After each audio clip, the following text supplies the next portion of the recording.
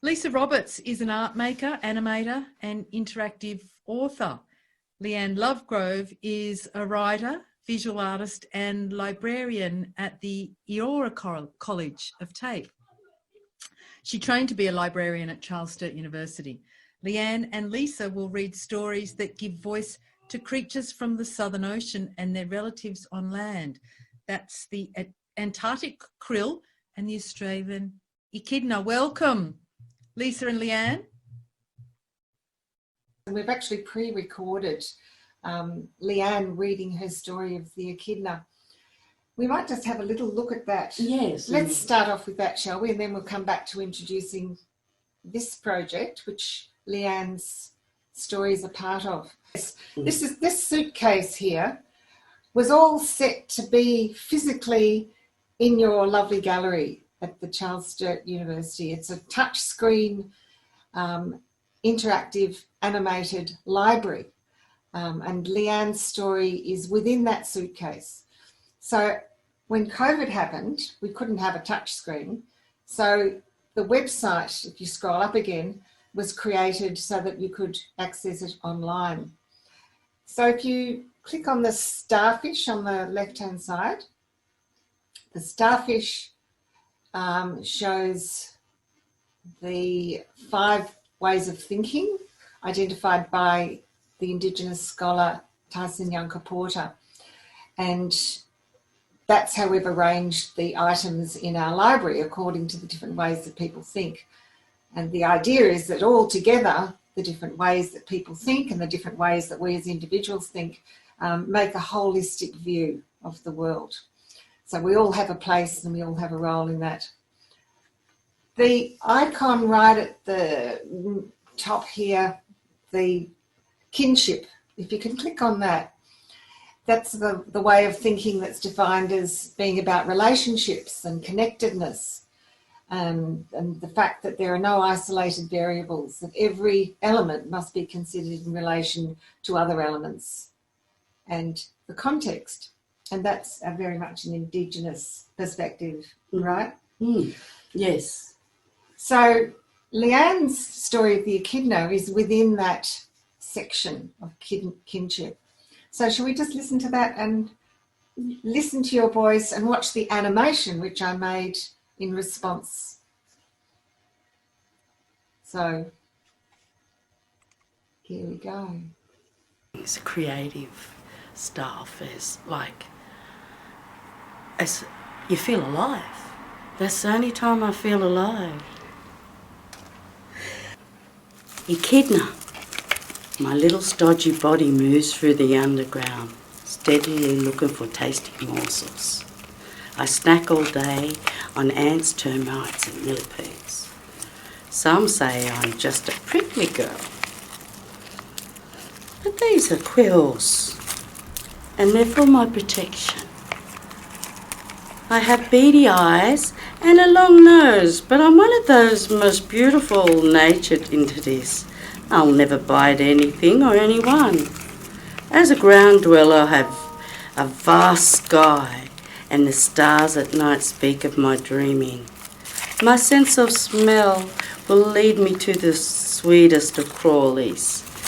This nose is a unique mouthpiece, actually. The fresh dew falls on the leaves of my home. Sunlight creates millions of sparkling diamonds that dance around my head. Sun's coming up, and it's my time for bed. Nasty predators would like to devour me. Tasty, these upright mammals say.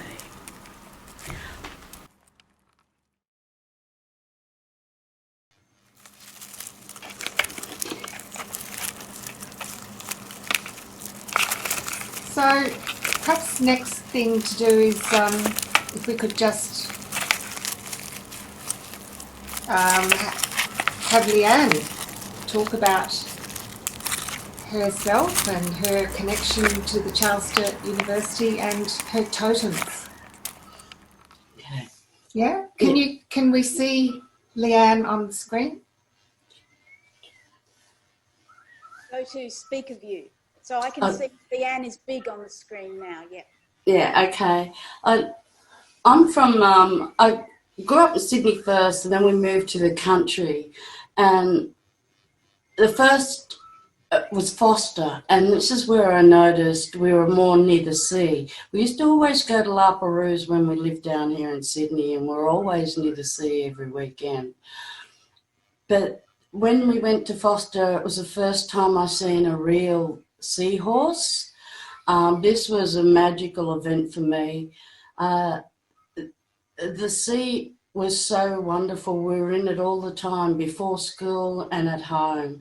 And the nature and the amount of, like, you'd have a feed of oysters before you went to school, even, you know, before you'd have your wheat mix or anything else. But the nature, it's all related, as in Aboriginal people. You've heard the totems, we all have totems. From my Dungutty, the praying mantis, of course, our crow is what we call the coastal creator of our actual lands. Like the Bundjalung is a sea area, and all along the east coast is the sea, whereas the Wiradjuri inside, and they have the eagle. But the main thing, we as a sea, our calling the rainbow serpent was actually a whale. And when the whales come, we know it's a special time, and he was our creator, the same as the rainbow serpent. Because as we all know, we all come from water, the sea, and onto the land. And this is how the connection is with the sea and the land. We are all of the same type of genetics as the sea creatures as well. We come from there. But also, my totems, it was responsibility to protect all the animals, every mob of people, Aboriginal people, every different language group, every family had their own totems that they would not eat. My personal family was the porpoise. The porcupine is a symbol for us too that we did not eat. We protected that one. My family, I know we never ate porcupine. I have cousins and that were brought up on teething with witchetty grubs and things like that. And main thing too, we also protected insects. We have totems as insects. The Taree women and men have totems that they protected. The little hairy grubs that make trails, they were part of the Taree people. But the Kempsey, we had the praying mantis. And it's also religion. When white man's spirituality came, it was an advent, and we collected very quickly. But the main thing is your connection to the land. You can feel when I'm going home. I can feel it's my land. I'm coming to my land, whether I am on a car, train or flying. You can even recognise it. The connection there between the sea and the land is just amazing. And to see every little creature, to look at sea lice, to look at little things like that, and all the little insects, the amount of crabs that we had, that was amazing when I moved to the country and seeing the wildlife. And can we just check that you can in fact see us? You can. Yes, we can. Yes, we can. You are both large on our screen. Okay. But for yourselves, sorry, Yeah. it's a bit weird, isn't it? You just It's very weird. Yeah, but we can see you loud and clear. Excellent. I'm glad you're making hand movements too, because I was going flat out there. It's a part of, it's a part of the joy of being in contact with the animals and that. And like I said, that giggle and that at the first part of the thing was, I was saying the only time I'm really happy is when you are with nature. And to me and to a lot of my brothers and sisters, the trees, the birds, and that are our brothers and sisters. And that's how close and how you think. And I feed crows every morning, kangaroo and things like that come to my house in the city. I've had possums and all sorts of things visit, and magpies, all sorts of little birds, and even seen small kingfishers and things like that in the city. And I know you notice those things, but the connection between the sea, the earth, is too much. And to think that the like Lisa's krill and that they're just so special. They feed the whole ecosystem of the sea, and in turn that feeds the land as well. Like the seaweeds and things that come up, they've been used for, fertilizer and everywhere.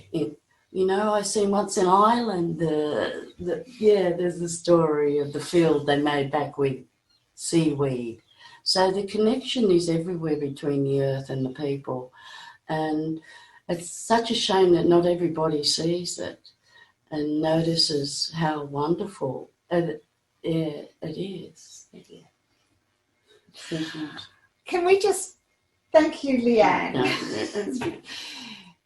Can we just finish with that first screen again, that about page on the lunar time? Because I want to let you know how you can contribute to our project. So you'll see a link here. It says, this project is about sharing and growing knowledge of human relationships with nature through stories told in languages of the arts and sciences. We invite contributions through Meso Living Data. If you could click on that, please, Tracy. This is the website of the project we're now working on, and please visit this after this seminar and have a read and have a think about how you might contribute to the map. If you click on the map, Tracy, you'll see that we've started to populate the Southern Ocean and the Antarctic and the rest of the world. Up at the top, there's a tab called Map. And you can click in there and you can move around, and each one of those symbols indicates a story that's being told on virtual country that actually comes from that country, and it's told, the stories are told by scientists, Indigenous knowledge holders and artists. And Leanne's stories, that's the story of the krill, actually, the one that you just got there. That's all right. Yeah. But please explore that and consider joining us in collecting what we call living data.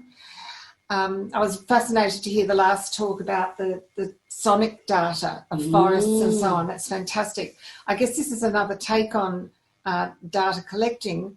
What we're doing is engaging people who have authority, who have knowledge, to share that and to engage more and more people in actually mapping the stories and the knowledge, on the principle that by actively engaging in conversation with each other, artists, scientists, Indigenous knowledge holders, that's the really important message here, is for everyone to have these conversations and to share their knowledge and to map ourselves. Don't leave it for the government or the map makers.